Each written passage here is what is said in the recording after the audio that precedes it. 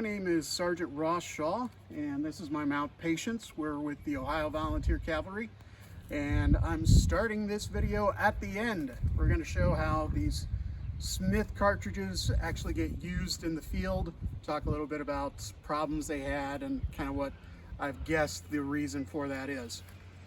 So in the ensuing video, you're going to see how we make the cartridges, how we make the blanks, how we make the boxes, how we put the paper on them, seal the paper and all of that. But right now, we're going to go with what happens once they get issued in the field. So once the troopers would get these, they're going to go into the cartridge box on the belt. Just through circumstantial evidence, reading different accounts and kind of guessing what probably happened, but again, this is not 100% sure the way it happened. My guess is that most of the troops were issued the general Sharps cartridge box, which had wooden blocks inside it for Sharps cartridges, which were, I want to say, in the 1/2 inch to 0.56 range, actual diameter. Somebody will probably correct me on that. The Smith carbine cartridges, because of the India rubber cartridge case, were much larger, somewhere around 0.62 inches in diameter. So they couldn't slide down into the Sharps blocks. Instead, my thought is what would happen is those wood blocks for the Sharps cartridges would be tossed and the Smith cartridges would be dumped in just loose. What bears that idea out is the 1st Massachusetts Cavalry, who were issued Sharps and absolutely hated them. But they had them for a while before they actually were using them. And I know I said Sharps, I meant the Smith. They were using the Sharps cartridge box with Smith carbines. So they got issued the Smith carbines, really didn't like them, but they didn't have to use them for a bit. So in the reports, they went as far as making a big official complaint and making reports and having investigations about it. They said that the cartridges rolling around in the cartridge box were probably leaking powder out of the touch hole, because these India rubber cartridges just have a hole in the end of them for the flash from the cap to get through and set off the actual cartridge. When we make the blanks, we're going to take care of that, but they were not being adjusted at that time period. So that's what makes me think that they were just being dumped in and allowed to roll around. They couldn't be held closely in place. But we're going to talk more about those later in the video, show a Smith cartridge box. But right now, the way that this works, you have the paper coming off of it, and just tear through the paper for the where the lid would be. If it doesn't go all the way, you've still got to start. Paper rips pretty easily. Now inside we've got 10 cartridges and a paper tube that has 12 caps in it. The caps were, everybody got a couple extra. The way that I do this, pull out the caps, simply dump these in. This can be discarded. You don't need it anymore. Open up the paper tube with the caps. Get them, I simply get them into my hand. Again, that can be dumped. And then all of these go into the cap pouch where they're ready to go. And then once you unsling your carbine with the Smith, you've got the plunger here to open it up. All you have to do is grab a cartridge, slide it in, slam it shut. It doesn't matter if the hammer is on half cock or full cock when you do that. Put the cap on, and you ready, Patience? Fire. Just like that. And that also gives a demonstration that with the cartridge making that I'm going to demonstrate later in the video, we still get a nice big bang out of it, a good sound for reenactments. And then once you are done with that, now you've fired that off, pull this out, it is ready to be reused. You can drop it into a pocket, drop it into your feed bag on the saddle. get rid of the cap, and you're good to go. Now you're going to get upset. Okay, we are back at the house, and I'm going to go over some of the books that I used, some of the resources to put together all the info that I'm using. So first one here is The Smith Carbine in the Civil War by Michael Santarelli. And this is an overview of the carbine being used. There's a lot of information about the mods, the in-the-field modifications that the men would make, some of the numbers, who got it, the different units that used it. Was never able to find this one in the library, so this was an Amazon purchase. The one that I use the most for how to actually make the boxes, and he was also a good personal reference, was Historical Shooting with Civil War Cavalry Arms by Hugh T. Knight Jr. And I'm going to put all these book names down in the notes, the comments for the video, and you can then go find these on your own. His also was an Amazon purchase, nowhere in the library, but he also helped me out personally. I was able to reach out to him through email and get some information that I'll be sharing with you later. We've got Carbines of the U.S. Cavalry, 1861 to 1905. This is by John D. McAulay. This is a library book, and this covers a lot of information about all the different carbines, who is using them, the number of carbines in each particular unit. This group had so many Belgian rifles. This one had so many Maynard carbines. So this is good for like that kind of esoteric detail. Very similar, this one, Carbines of the Civil War, also by McAulay, so he focuses in just on the Civil War in that case, and goes through all of the different models. We've got a section just on the Smith carbine. And then finally for ammunition, more specific ammunition information, I've got Round Ball to Rimfire Part 2, A History of Civil War Small Arms Ammunition. This is by Dean S. Thomas. He's written a whole series of books about Civil War ammunition, and got some different pictures through this of the boxes that they were issued in, who was doing it, what they what the patents were, what the cartridges looked like, things like that.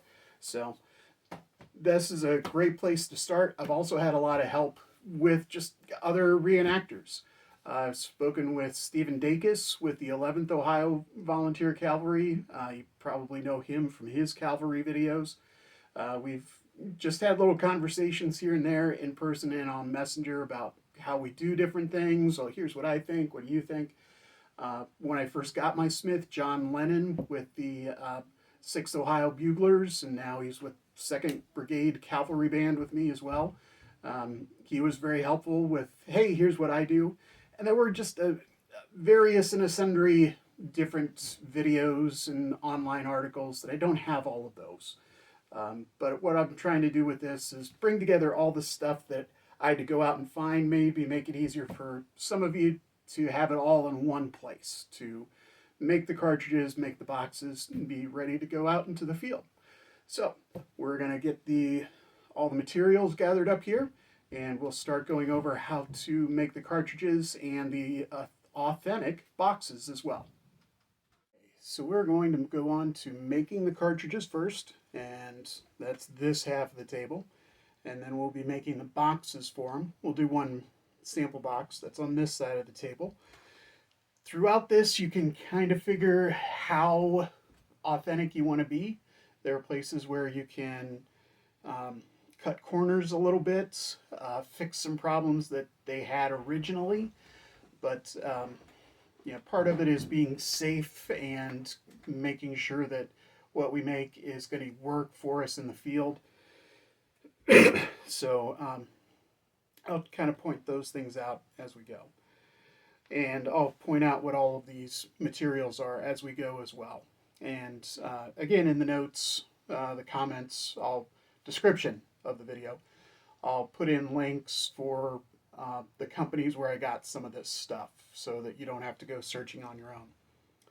So first of all, I've got the India rubber. They're actually just black plastic now. Cartridge cases. I got mine from Lodgewood Manufacturing. And the original were India rubber wrapped around a dowel. They later worked with a company named Pulteney and Trimble, worked with paper and foil.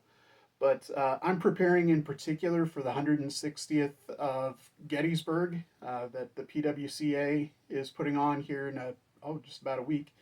So the foil and paper cartridges didn't come out until after Gettysburg. So I'm using these. These were honestly just easier to get a hold of anyway. Now, a problem that they had, and I mentioned at the very beginning of the video when I was out with the horse doing a little shooting, is that touch hole at the bottom. I'm sure you can see it real well. The touch hole at the bottom of the cartridge tended to leak out powder. So you got two different options for kind of filling that in. One that looks the best, but it's kind of a pain, is to put a piece of paper down at the bottom of it. So I use cigarette paper because it's readily combustible. They're pretty cheap. The tobacco shop guys look at you kind of funny when you go in and buy a big pack and say, I'm just doing it for shooting. But that's actually kind of fun as well. I use chapstick to kind of help it grip once it gets down there. Stay in place. But it's always a pain. You gotta have something to kind of work it down in there. You gotta see if you can actually get it lined up, which I don't. So I'm going to try a little chapstick on the end of the rammer, see if it'll stick to it that way. So it'll go all the way down, but then it probably won't come off at the end. Oh no, I think I got it. Yep, I could see through the light, looking through the light, that I got it. But I'm not going to make you sit and watch me do that over and over and over. So the other thing that you can do, it doesn't look as good, it's not as authentic, but it definitely works. Just a simple little piece of Scotch tape on the end. So that's why I made up this this particular loading block. Very, very rough, obviously. But I can put them in upside down and have easy access to cover up the touch hole. And then when I'm ready to put in the powder, it'll be really easy to do that as well.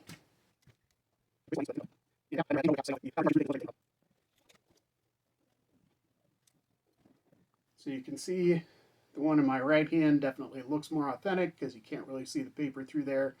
But the one on my left hand was done a whole lot quicker. So now I just flip them over.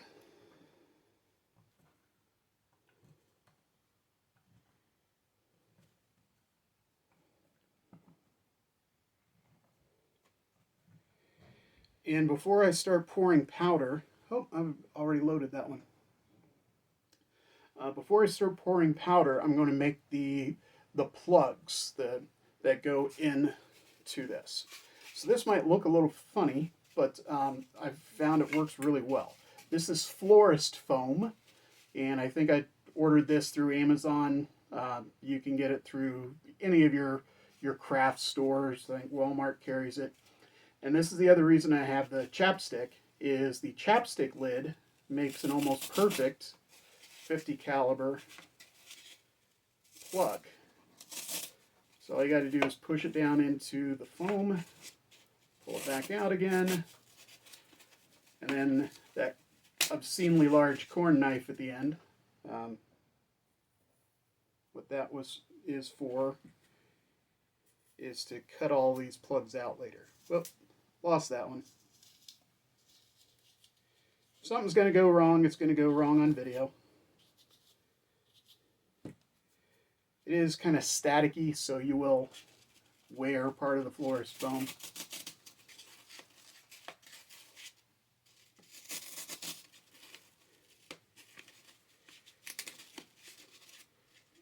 Well, I've not had this issue before.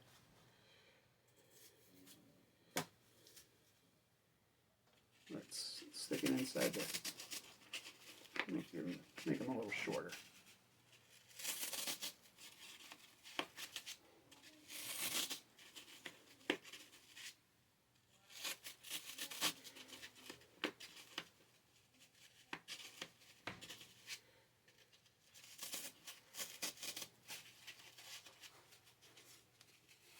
Gonna have to make a couple more. But you just kind of estimate how long they ought to be. Cut down through there.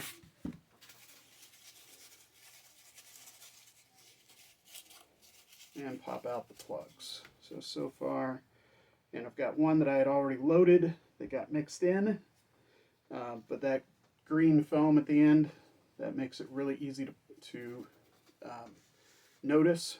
So I got 1, 2, 3, 4, 5, 6, 7, 8, need 2 more.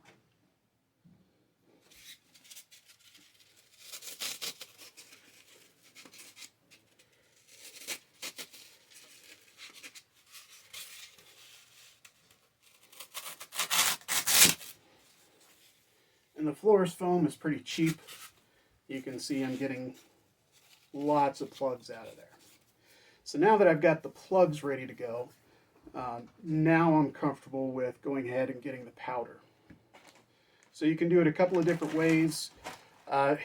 Grain of powder, I'm not going to recommend anything in particular. I have 3F just because that's what I have. A couple of different ways you can do it. You can have your powder measure like this. This one's set up for 40 grains. The originals were loaded up to 50 grains, I believe, but the 40 grains still makes a good bang, good boom, and you save a little bit of money. And then this spout on this powder measure is actually a little short of 40. I think it's supposed to be at 40, but once I put my fat fingers over the end, it ends up being closer to 35. So I count 1, 2. Good, and just put the plug in there loose. 4, 5, 6, 7, 8, 9. Now you want to compact the foam down. A 1/2-inch dowel works great. It's the perfect size. This happens to work as well. So I'll use this by compressing it. Your part of that is to make sure the powder isn't falling out, which I've never had a problem with this stuff. But also makes a better boom. And I will add another little clip at the end of the video to show that the florist foam is safe. It does not create any sort of projectile. It just completely disintegrates. I would say as soon as the trigger is pulled. All right, so it's not pretty. You can, if you are into making your stuff really pretty, really neat and tidy, you can probably do a better job with that than me. I'm more of the mindset that I got it done and I can sweep up later. So I'm going to set these aside and we're going to look at making the boxes and the actual wrapping of everything. So put my powder back over here. This is going to come in a minute. Okay, had to grab a couple other things and now we're going to put together the box. So Mr. Knight in his book here has pattern for this that you can copy out of the book. He's got a blog where he shows it as well. I think you can download it from there. I'm not positive, but it's very easy to work with. He suggests printing it out and making a template and tracing around it.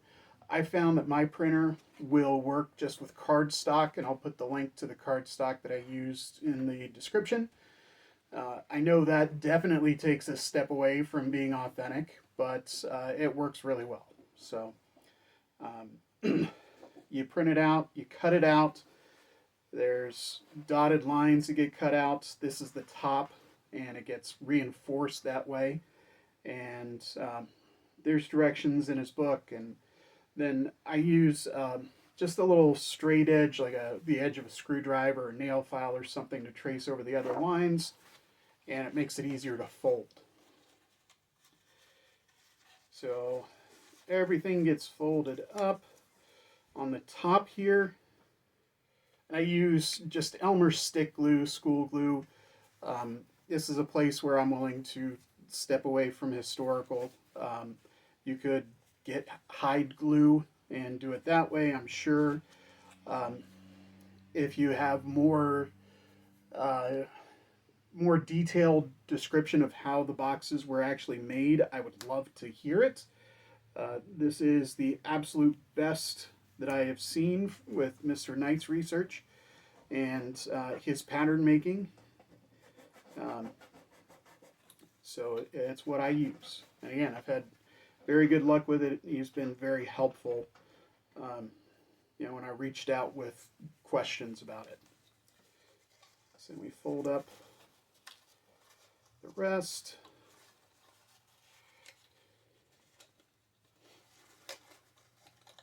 Where all the pieces are going to go together. Dope them up with glue real good.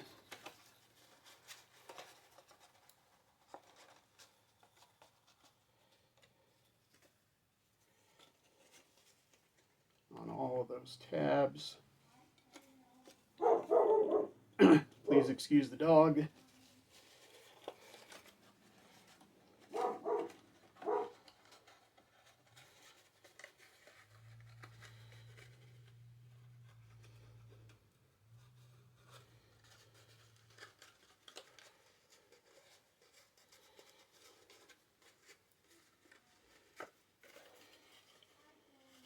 And here we have our neat little box.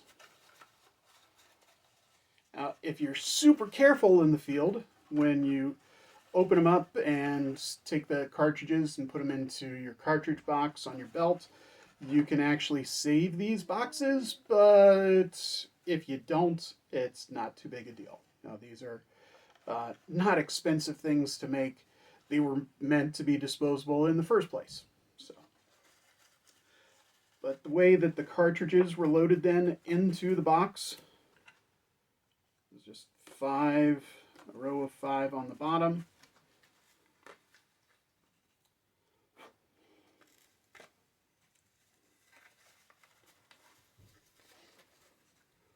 And then a row of 5 on top. Now, Mr. Knight was making these, did design these for live rounds. And I have loaded a live round with his directions. I need the cases for blanks right now. So there's actually extra space in there, more than you would normally need. But for the blanks, honestly, it's not worth trying to make anything different. This works really well. It's the right size. It's the authentic size. Just gives you extra room for your caps. So now that we've got our cartridges in the box, we need to get our caps into the box. So they were issued with 12 caps per 10 cartridges. So a couple of different ways to do this. What I've been using is I've got a bunch of Enfield cartridge tubes that I really don't use my Enfield that much. I probably only needed about 10 tubes when I ordered them, but it came in a pack of like 200. So what I've been doing so far is just dropping the caps in one of these tubes, rolling it up. The other way to do this, take some sort of pin. I've got a piece that's just a little bit longer than the box. That will give me a little room to, you know, roll it at the end to have a, well, actually, I need to be able to roll it up at both ends. And roll it on the pen.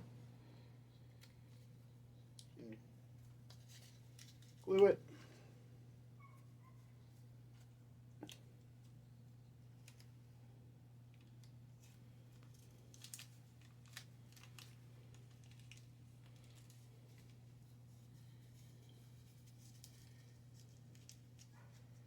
Smush the glue around here at the end.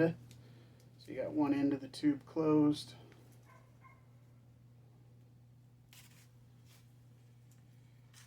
And then start putting your caps down.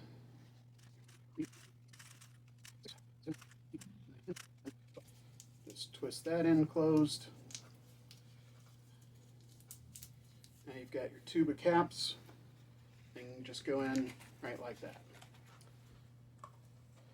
Last piece in the box is the string that's used to open it up. So I use super glue. Again, not exactly the right thing to use per historic record, but it will work.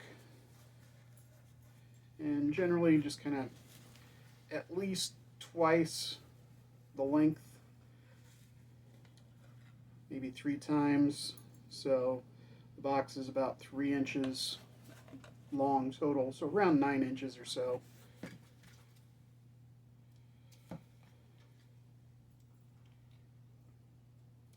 This is a new bottle.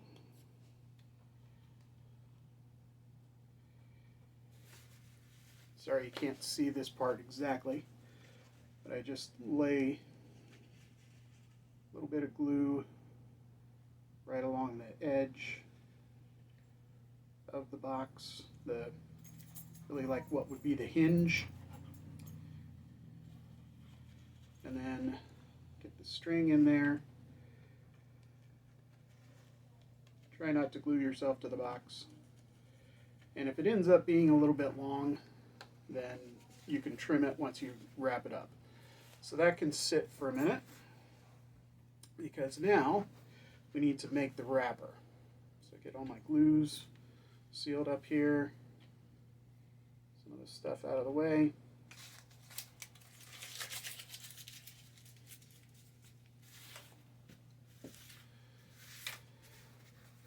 So for the wrapper, I differ from Mr. Knight on this. I found that the way that it was wrapped in the pictures that I saw, I don't know how anybody else wraps their Christmas presents. I would think the folds, you know, where you fold it in and do the flaps would be on the end, but they were actually on the long end. So to make that work, I've got a template that's 10 by 4, and I've got this craft paper, which is something else. I'll put the link to what I use in the description of the video. And the box that's cut out in the middle is to help me place the label. I'll talk about the label here in a sec. Just whatever you have to trace it. With this, you can get 2 across, so I might as well lay another one out right now.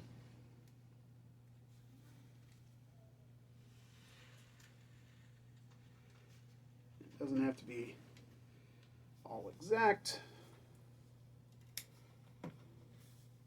but close enough will work for these.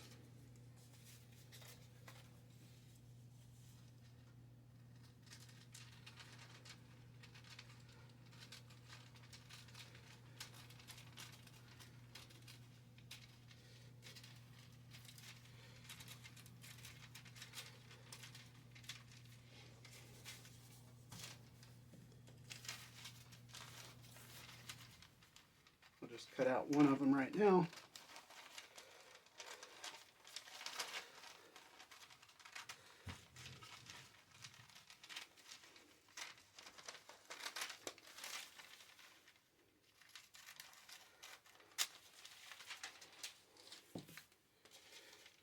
So what I have here, and differs a little from what Mr. Knight has, I was able to reproduce pretty closely an original label.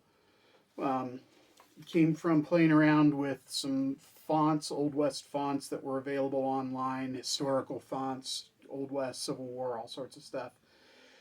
And got everything as close as I could, just used image editing software to get it all arranged.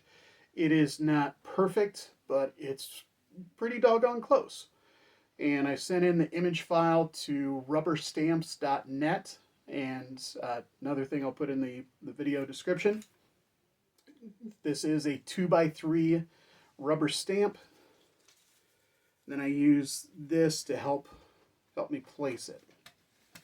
And it's not the way it would have been done originally, I know that, but the results are going to look very, very close to the original.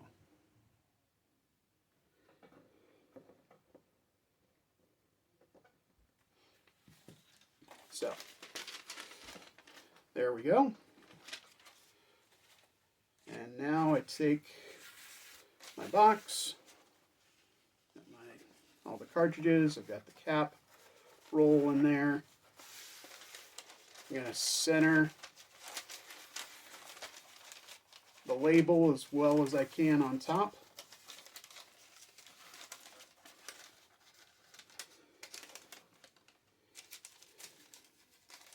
And wrap it up. Have to kind of watch that string. Think, yeah, I made that one too long. That's okay. So I go back to my Elmer's glue. I don't glue it to the box. I just glue it, the wrapper, to itself. If it is not exactly centered, the label on the front, once I turn it around, I can move it around a little bit that way. But also, when you look at pictures of the originals, you find that all of those aren't exactly centered either. Other thing that always is easier when nobody's watching you. But there we go. So yeah, move it up a little bit, down.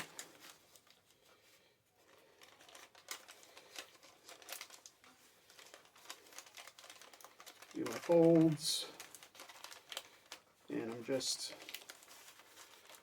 gluing it again directly to itself.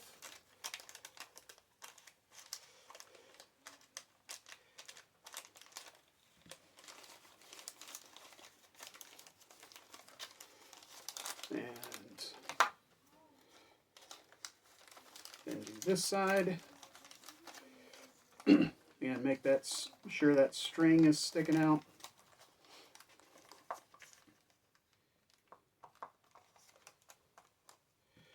And you can be a little more detail oriented if you want both your folds going the same direction. You want to make it more even. Doing this a little rougher because, yeah, like so many things, it's easier when you're only focusing on doing the task instead of doing it on camera. So yeah, so my string was actually too long. I could have done just a 6-inch string on that. I'm just going to cut some off. And there the box is. Now the next thing that can be done is you can take some just clear polycoat. Again, how authentic you want to be with that is up to you. I've used brush on, I've used spray cans, but you can do 1 coat, 2 coats. Very first cartridge boxes I made for pistol, I used like 4 or 5. Those suckers were going to be waterproof.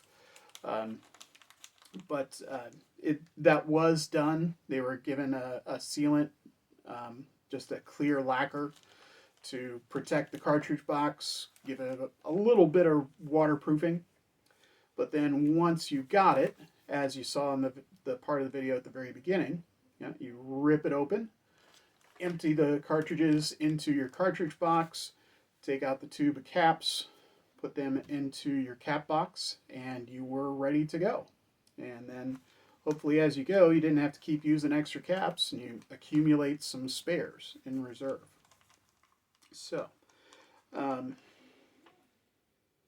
looking around to make sure that I have done everything that I want to. So I am going to show one more thing, because I know that talking to another friend of mine that is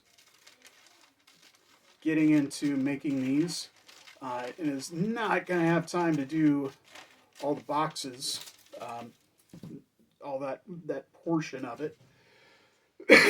So, what do you do if you're not going through the boxes, but you still got to have it wrapped somehow?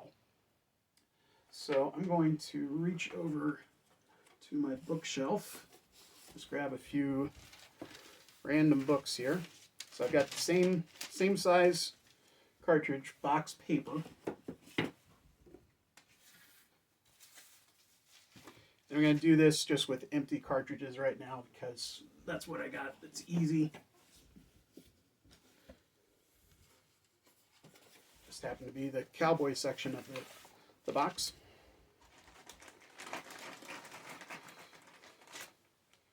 And you have your 1, 2, 3, 4, 5. Then with that, you know how wide to make it.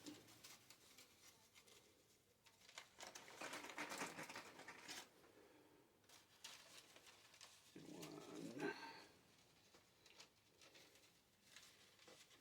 2, 3.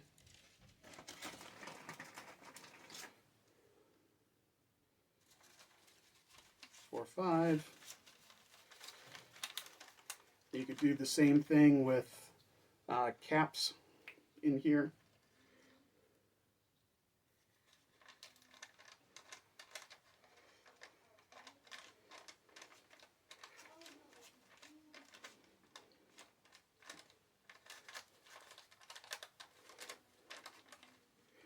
And the blue over there.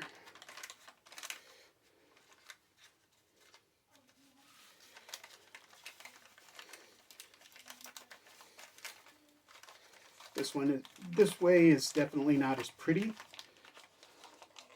Not that the box that I just showed on the video was very pretty, but it was definitely more structured. This will do the same thing for you. Kind of straighten them out in there.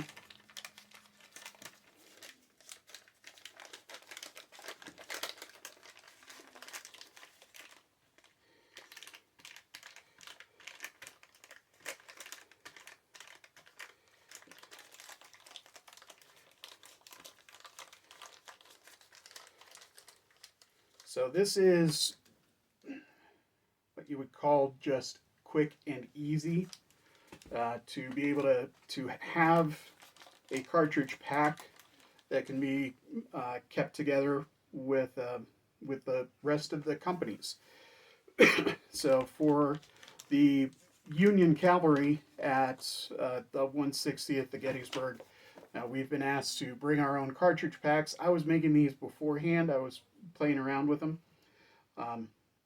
But we've been asked to at least have them bundled up like this. You know, you can write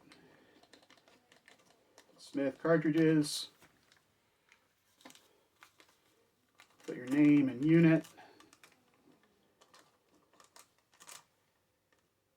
Don't use a fountain pen or write everything before you do it, because I'm tearing right through that paper. You can use heavier paper as well. Heavier craft paper might work. But that way you get something quick and easy that is still going to keep your cartridges together. You're still going to be able to be issued it out of the box.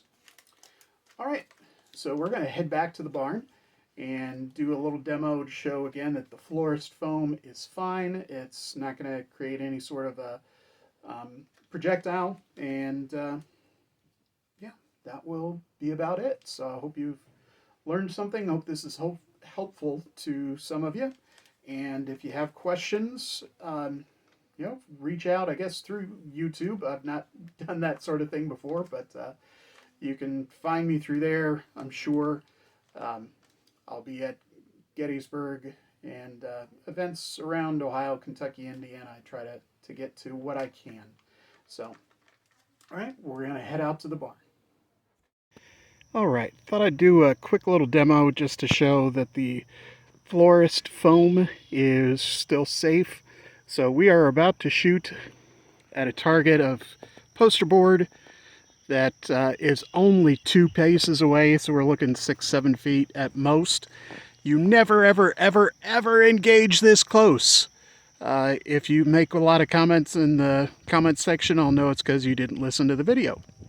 But this will show what the spread is and that the florist foam does not create a projectile.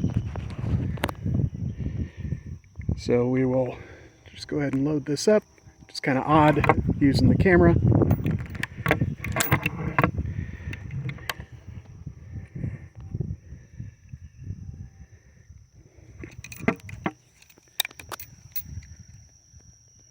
Make sure everything is lined up for me and for you.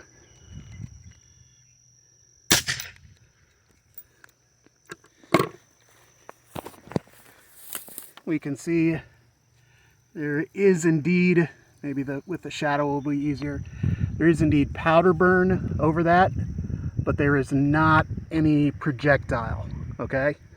There's nothing that comes out with that florist foam that is dangerous. So again, never ever engage this close and aiming right at anybody anyway, but I wanted to do that just to give everybody a little bit of assurance with the florist foam. Okay, now we're going to try something a little different. This is the first ever shell that I have loaded live round. So I'm going to put that in. Hopefully I've done it right. If I have not, first of all, excuse poor shooting, even though I'm keeping it really short distance. And second, if I really did it wrong, tell my wife and kids I love them. No, it should be just fine.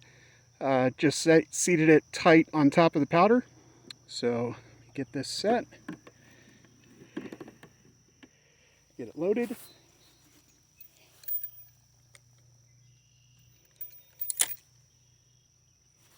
See if I can hit that trooper that's all of 15 feet away.